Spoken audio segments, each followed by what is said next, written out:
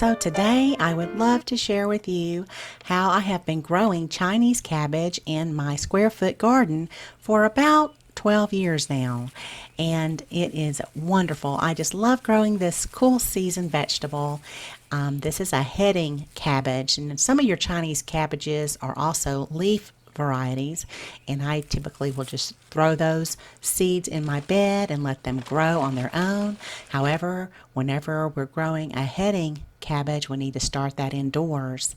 And really the only difference between this Chinese cabbage and some of the cabbages that you might be familiar with at the grocery store, the green cabbages and the red cabbages, is that this Chinese cabbage just prefers some of the cooler temperatures. It really gets stressed out when the heat sets in.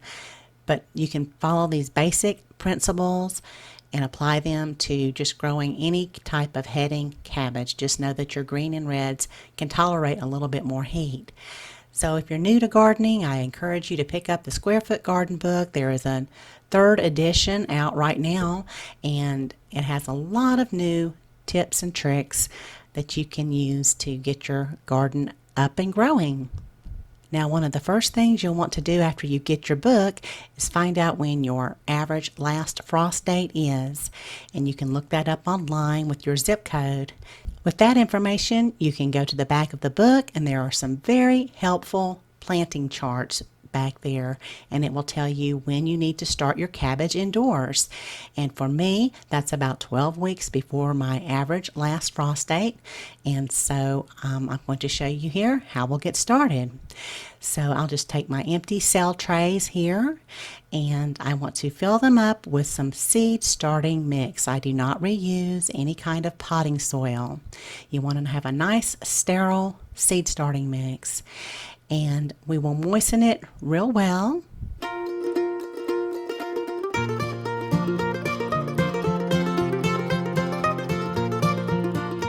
Now, your seed packet will have some information on the back that will help you get started, and I always encourage you to refer that information as well as the book.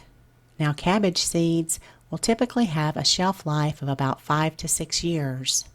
I'm still using this pack of seeds today when I'm recording this video in 2021, and my germination rate is not near as good as it was when I first bought the pack of seeds. I only got about 2 seeds to germinate out of 6. When I recorded this particular footage for you here, the seeds were only about 3 to 4 years old. So once you have your seed starting mix moistened, I want to put 1 or 2 seeds per cell, and you may want to do about 4 if your seeds are a little bit older. And then just gently cover them up with a little bit more of the moistened seed starting mix, and then mist them lightly. And then I just create a little chart, and that's how I keep up with which seeds are in which cell of the tray.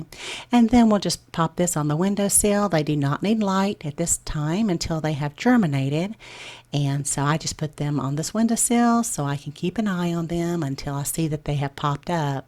You'll get the best germination when the temperatures are between 50 and 75 degrees Fahrenheit, which is about the same temperature of most homes during the winter and early spring.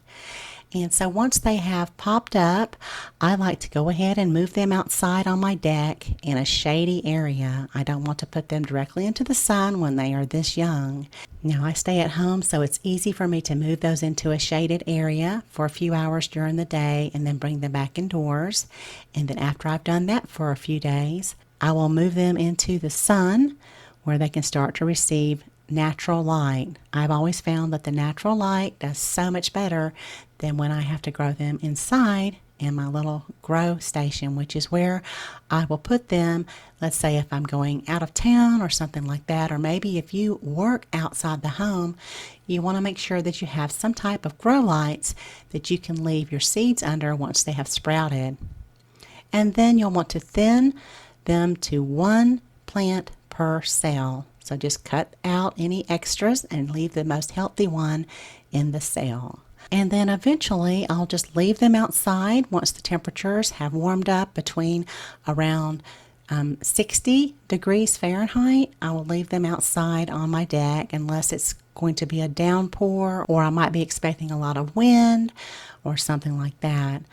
And your plants will start to take off when the air temperature is reaching anywhere from 55 to about 70 degrees Fahrenheit on a regular basis.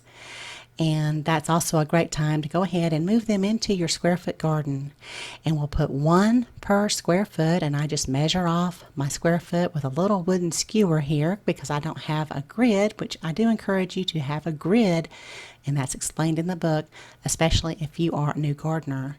And we'll just take one plant here and pop it into the soil, and you'll notice that the soil is nice and loose and it's just a wonderful soil mix, which is also explained in the book. And if you are planting something new in the square, you know you need to go ahead and put some more compost in that square. And all of this soil here was nice and fresh, and I had just refreshed it with some more compost. And you'll want to water it and give it a tag, of course, so that you don't accidentally pull that little seedling out thinking it's a weed or something like that. So make sure you give it a little tag. Now, the most common problem you may have in the spring, not just with cabbage, but with some of your other vegetables, are slugs. And slugs love those early spring temperatures. There's a lot of rain and it's cool, and they just love that. And they also, I've learned, love Chinese cabbage. So you might want to sprinkle out a little bit of slug bait, and the directions for that are on the package. Another way you can help protect your garden from some insects and animals in the early spring is with a mosquito net. I have kind of improvised here and bought a mosquito net that's for a bed, and I just hooked it onto a really tall shepherd's hook. I think I got it at Big Lots, and that's a seasonal item there. And then some little tiny shepherd hooks around the bed. And then I secured them with some little clips that I got at Harbor Freight. And so that works really nice for keeping out cabbage butterflies, which love to get on kale and broccoli, which might also be something you are growing in the spring. It also will help keep out animals, and I think I covered that in an earlier video. You want to make sure you keep out any kind of cats that feed on rodents, because once they get into your bed, they oftentimes will use that as a litter box, and that can spread diseases to you and your family. If you missed that video, I'll make sure to leave you a link. Now, a lot of the items that I've shown you here, you can find on my Amazon storefront, and I'll also leave a link for that. It doesn't cost you any more to shop through my link. However, I will receive a very small commission if you use my provided links on qualifying purchases.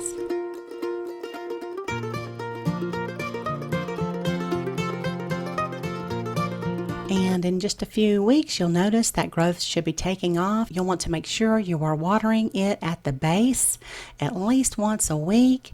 And then before you know it, usually about 65 days later for this Chinese cabbage, you should be ready to harvest it. Now, I always have a problem with the slugs, and I used to get so disappointed when I would notice so many holes on my leaves. You'll notice here you can see how much damage there is, but I'll show you how I get around that.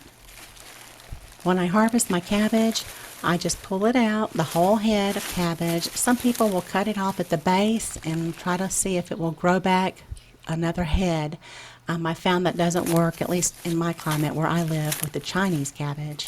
And so what I've learned to do over the years is just cut off the base of my cabbage, and I will pull off all of those outside leaves, which have a ton of slug damage.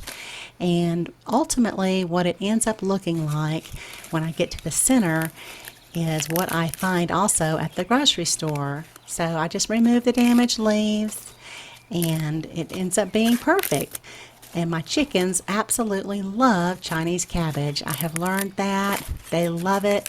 It's probably their most favorite garden scrap that I can give them. They just come a-running whenever they see that I have Chinese cabbage. So I hope this information will get you started growing cabbage in your garden too. And thank you so much for watching. Y'all have a beautiful day.